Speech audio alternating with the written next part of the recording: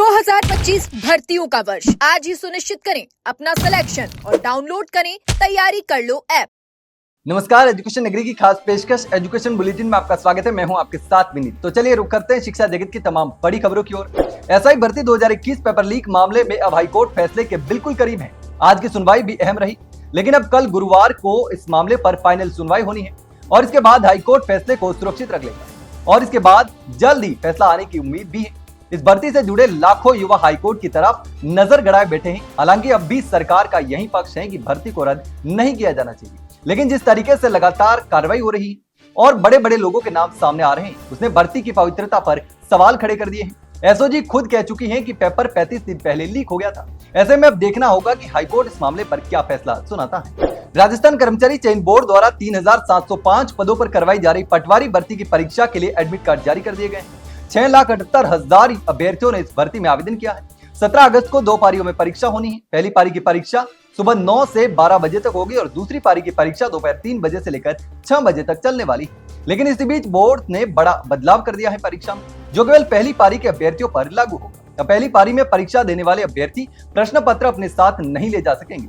परीक्षा समाप्ति के बाद पेपर वापस ले लिया जाएगा और 24 घंटे के भीतर बोर्ड की वेबसाइट पर अपलोड कर दिया जाएगा। यह फैसला पेपर लीक और नॉर्मलाइजेशन से संभावित असमानता को रोकने के लिए लिया गया है, क्योंकि बाद की पारियों में पेपर का पैटर्न लीक होने की आशंका रहती है, ताकि अभ्यर्थियों को पता चल जाता है और पहली पारी के अभ्यर्थियों के साथ गलत होता है और उनको मुश्किल होता है। हालांकि सभी अभ्यर्थी ओएमआर शीट की कार्बन कॉपी अपने साथ ले जा सकेंगे। वे बाद में अपने उत्तरों का मिलान कर सकते हैं। राजस्थान शिक्षक भर्ती 2022 के लेवल सेकंड में 6 विषयों का परीक्षा परिणाम रिशफल किया गया है, जिसमें 1548 नए अभ्यर्थी चयनित हुए। कर्मचारी चयन बोर्ड ने इन अभ्यर्थियों के दस्तावेज माध्यमिक शिक्षा निदेशालय को जिला आवंटन के लिए भेज दिए, लेकिन अभी तक जिला आवंटन नहीं होने से चयनित अभ्यर्थियों में आक्रोश है। 12 अगस्त को प्रदेश भर से आए नव चयनित अभ्यर्थियों ने बीकानेर स्थित माध्यमिक शिक्षा निदेशालय में अनिश्चितकालीन धरना शुरू कर दिया था, जो लगातार अब भी जारी है। उनका कहना है कि चयन बोर्ड ने पिछले सप्ताह ही दस्तावेज निदेशालय को भेज दिए थे, बावजूद इसके जिला आवंटन की प्रक्रिया अब तक शुरू नहीं हो सकी है। धरना दे रहे अभ्यर्थियों की शिक्षा निदेशक से वार्ता भी हुई थी, जिसमें निदेशक ने इस सप्ताह के भीतर जिला आवंटन का आश्वासन दिया था।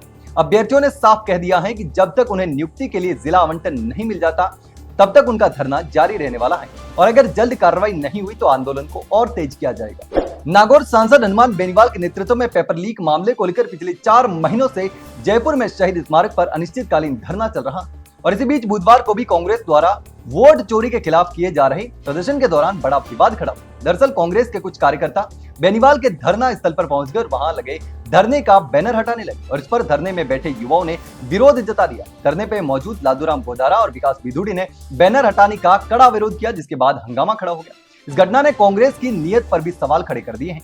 गौरतलब है कि 2021 में कांग्रेस सरकार के दौरान ही एसआई भर्ती का पेपर लीक हुआ था और भजनलाल सरकार ने भी भर्ती रद्द करने से इनकार कर दिया है और अब सभी की उम्मीदें हाईकोर्ट पर टिकी हैं। लेकिन बुधवार की घटना ने कांग्रेस की कार्यशैली और उसकी मंशा पर गंभीर सवाल खड़े कर दिए।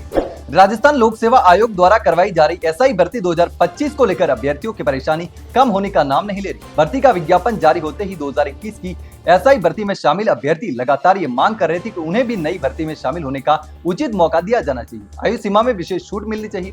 हालांकि आयोग ने केवल 3 साल की छूट दी है, लेकिन अभ्यर्थियों का कहना है कि भर्ती तो 4 साल बाद आई है, ऐसे में ये छूट तो स्वतः ही बन जाती है, कोई अतिरिक्त राहत नहीं दी गई है। वहीं दूसरी ओर उत्तर प्रदेश सरकार ने हाल ही में 4,543 पदों पर एसआई भर्ती निकाली है, जो कि इस एसआई भर्ती में आवेदन शुरू होने के बाद निकाली है, जिसमें 21 से 28 वर्ष की आयु सीमा रखी गई और उसमें ओबीसी अभ्यर्थियों को कुल 8 साल की छूट दी गई है, यानी कि 3 साल की स्पेशल छूट दी गई है, जिसमें जनरल के अभ्यर्थियों को 3 साल की छूट मिल रही है और ओबीसी के अभ्यर्थियों को 5 साल विशेष छूट और 3 साल की स्पेशल छूट, यानी कि टोटल 8 साल की छूट मिल रही है। इसके मुकाबले राजस्थान में एसआई भर्ती की उम्र सीमा केवल 20 से 25 वर्ष है और महज 3 साल की छूट दी गई है, जिससे 2021 की भर्ती के हजारों अभ्यर्थी भर्ती से ही बाहर हो रहे हैं, आवेदन नहीं कर पा रहे हैं। इस भेदभावपूर्ण नीति पर अभ्यर्थियों ने नाराजगी जताई है और लगातार भर्ती में उन्हें मौका देने की मांग कर रहे हैं। हालांकि आवेदन शुरू हो चुके हैं। तो यह थी शिक्षा जगत की तमाम बड़ी खबरें। कल फिर आपके साथ रूबरू होंगे, तब तक के लिए नमस्कार।